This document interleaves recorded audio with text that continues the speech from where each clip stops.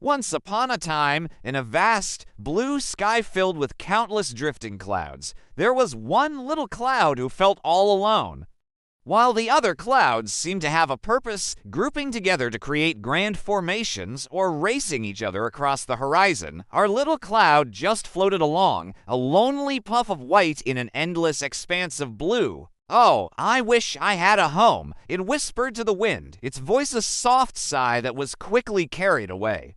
"A place where I belong." With this heartfelt wish, the little cloud began its search. It saw a magnificent mountain range piercing the sky, its peaks capped with snow, looking strong and steadfast. "Maybe that's it," the cloud thought, its wispy form filled with hope. "A mountaintop would be a perfect home. I could rest there and watch the world go by." It drifted closer and gently settled itself on the highest peak, like a soft, white hat. For a moment, it was perfect. The view was breathtaking. But then, a powerful gust of wind came roaring through the peaks. "Whoosh, get out of the way!" The wind howled, pushing and shoving the little cloud. It tumbled off the mountain, tossed and turned until it was far away, feeling dizzy and more disheartened than before. The mountains were too wild and windy. They weren't a home. Undeterred, the little cloud continued its journey. Soon, it floated over a deep, green forest. The trees stood tall and proud, their leaves rustling like a gentle song. "This looks so peaceful," the cloud mused. "Perhaps I can rest among these tall trees. They look so welcoming." It lowered itself down, its misty edges brushing against the top branches of an old oak tree. But the trees weren't as welcoming as they seemed. "Hey, you're blocking our sunlight," a tall pine tree complained. "We need the sun to grow," another chimed in. The leaves tickled and teased the cloud, making it feel unwelcome and out of place. "Go on, shoo," they whispered in a rustling chorus. With a heavy heart, the cloud lifted itself back into the sky, leaving the ungrateful forest behind. A forest wasn't a home either. The little cloud drifted aimlessly for a while, feeling its hope begin to fade. Then it spotted a charming little village nestled in a valley. Smoke curled from chimneys, and the sound of laughter floated up. "People," the cloud thought, its spirits lifting slightly. "Maybe they will let me stay. I can provide them with some nice shade on a hot day." Full of optimism, it positioned itself directly above the village square. But almost immediately, complaints began to rise from below. "Ooh, it's getting so gloomy all of a sudden." Someone shouted, "My laundry won't dry in this shade." Another person grumbled, "Go away, you big gray blob. You're ruining a perfectly sunny day." The words, though not meant to be cruel, stung the little cloud deeply. It felt rejected and utterly unwanted. Overwhelmed with sadness and loneliness, the little cloud couldn't hold back its feelings any longer. Its bright white form turned a somber gray, and it began to cry.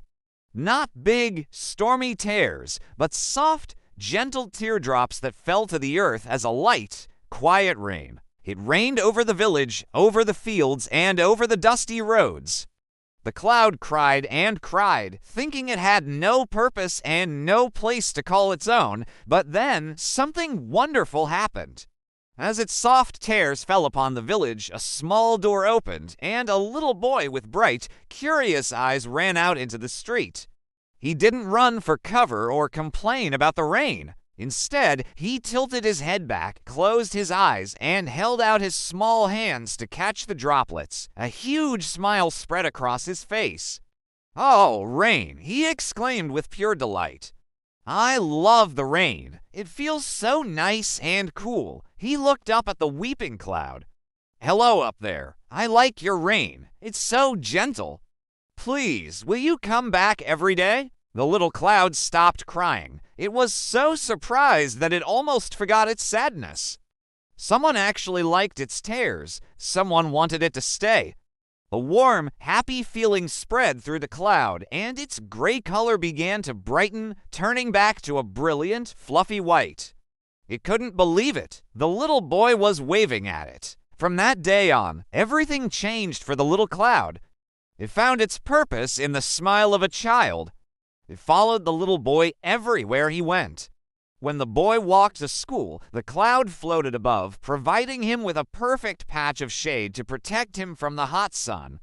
When the boy went to the river to play, the cloud sent down soft, cool breezes to keep him comfortable. When he worked in his family's garden, the cloud was there, ready to provide a gentle shower if the plants looked thirsty.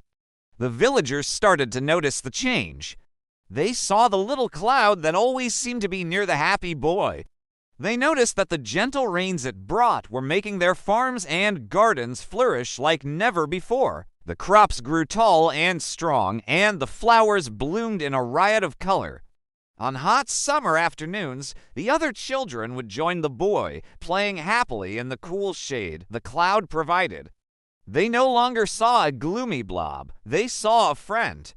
They grew thankful for the cloud's presence. Our guardian cloud, they called it. The little cloud had never been happier. It wasn't perched on a mountain or tangled in the trees. It wasn't just hovering over a place. It was part of a community. It was loved.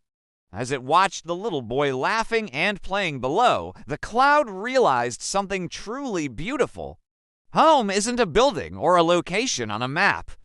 Home isn't a place you try to fit into. Home is where you are wanted. Home is where someone welcomes you with open arms and a happy heart.